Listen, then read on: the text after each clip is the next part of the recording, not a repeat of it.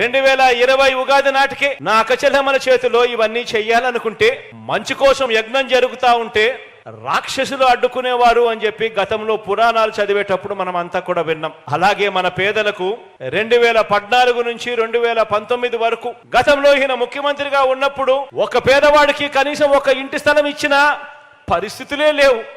పేదలకు మీ బిడ్డ ఇళ్ళ స్థలాలు ఇవ్వడానికి, ఇల్లు కట్టడానికి అడుగులు ముందుకు వేస్తే రాక్షసుల్లా అడ్డుకునేందుకు చంద్రబాబు నాయుడు గారు ఆయన మనుషులు వేసిన కేసులు ఎన్నో తెలుసా?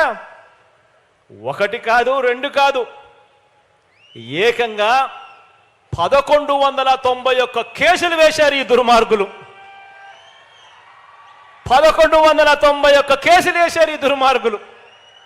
కేవలం మీ బిడ్డ నా అక్క చెల్లెమ్మలకు ఇంటి స్థలాలు, ఇంటి పట్టాలు నా అక్క చెల్లెమ్మలకు ఇవ్వకూడదు అని ఎంత దుర్బుద్ధితో 1191 కేసులు వేస్తే ఇవన్నీ చూసినప్పుడు అర్థమయ్యేది ఏమిటో తెలుసా?